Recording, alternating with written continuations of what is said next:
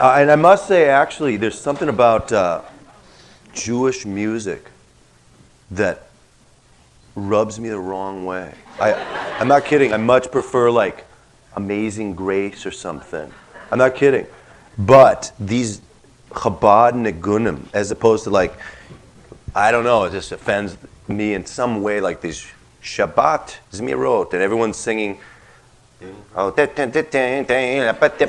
just want a breath. Give me dessert and get me out of here.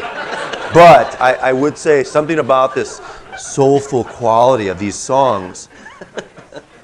There's something attractive about it for me, musically. Wouldn't you say, David, similarly? In that way? Or no?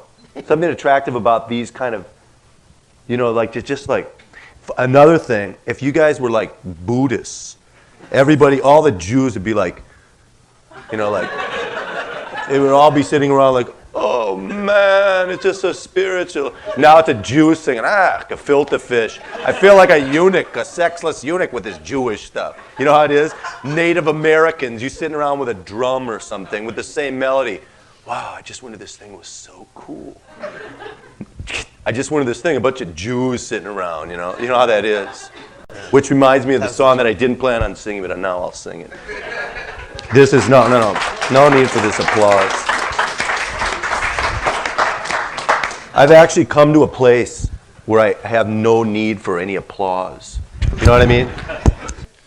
What do you guys talk? Your sound guy doesn't talk loud in the middle of the show. What's with you, Yarmulke sound? I've never seen anything like it. Got a pack of cigarettes? You know, who are you? Like a road crew guy with a beard. It's nothing like it. All right, so anyway, this is not the song I intended to sing. It doesn't matter. But this is my Jewish song experience, my only one. We're going over. I'll make it fast. No, I won't. We could take a few questions out in the alley, if it's possible. So, my grandma Rose Wexler, I know you guys know the song and the story. My grandma Rose Wexler passed away. It's been 20 years. I loved her so much. She was so nice. She was a tad racist, but I still loved her anyway, you know? Hey, Schwarzes! You know, I don't know what it was from, but nonetheless, she was a sweet woman. And she always used to sing this. What are you doing now? I'm in the middle of a show. Now, what are you going to mic up my ear? What is this? It was right as it was. It was falling? Okay. So anyway, here it is. I'm just in the middle of a bit here. So anyway, my grandma used to always sing this Yiddish song. And you know how you are about your grandmas when you're a kid and you're 13 years old. I had the same experience. Yeshiva, no, I didn't. I would come home, I'd watch some Gilligan's Island, you know. I'd be maybe 14. I'd be take a little tweak, a little put on tefillin out the basement window. And it so happened that one time in 8th grade, I absconded with an incredible amount of, from the science lab, tubing. I shouldn't have my kids ever see this, but the truth is the truth. One day they'll have to know. I took some tubing and test tubes and you know, that kind of like aquarium tubing and all these test tubes. Because I so enjoyed the ritual, I created this elaborate hookah pipe which stretched all around my basement. You know, the pipe went through like special like cantaloupe and, you know, I went through all these fruits and finally came out. And I came upstairs. The point is not to talk about drugs in any way, but the point is to say that when I came upstairs into the kitchen where my grandma was like peeling potatoes and she was there, my altered state, which you could get into altered states, you don't need any of that stuff. Judaism is an altered state. From the Tums to the God, it's everything. I saw my grandma and I had a new awareness. I said, my God, she's so beautiful. And moreover, I was struck at an early age, somewhat of a poignant thought for a 14-year-old. She's so beautiful, and yet she's going to die sometime probably soon. She's so old. And I was just so struck with love for her. I said, Grandma, can you sing that song that you always sang? And I never had any interest in it whatsoever. I entschleif mein Kind ein Egeloch. I said, wait a minute. Let me get a pen. Let me take a transliteration. Let me learn the song. And then I would sing it to her as she progressed into senility. And they would say, Peter, come play the song for Grandma. She's fading. And I'd sing the song. And she'd come back. So one night, a glorious night in my short-lived rock career, I was playing in LA at the Roxy. It was a huge night. The record company was out. The place was packed. I was a star. I felt invincible. And in the middle of the set, I had this great idea.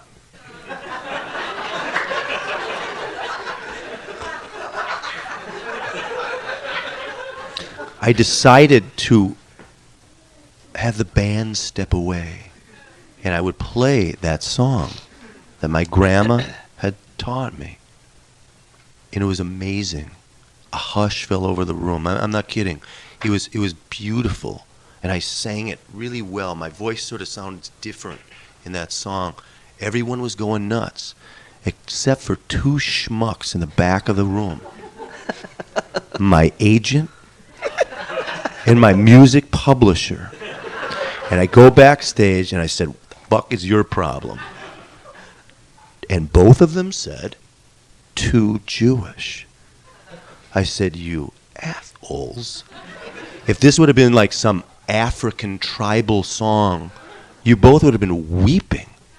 But because of your intense, I don't know where it came from, your self-loathing, all you could say is too Jewish." Turns out the one guy is not even in the business anymore. He's completely out of a job. And the other guy's living in the old city with a long beard.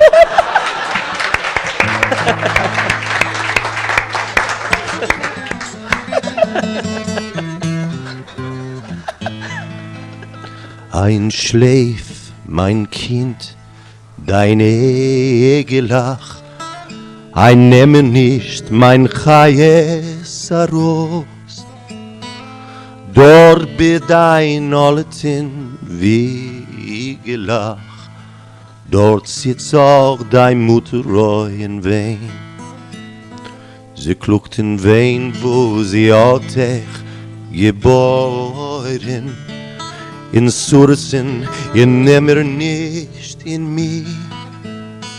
Ich hab dein Vater verloren.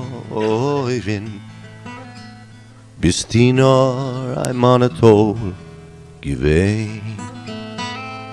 Bist die nur einmal toll gewesen.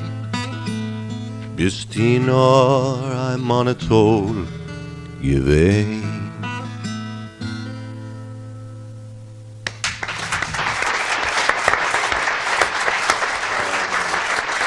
That was good.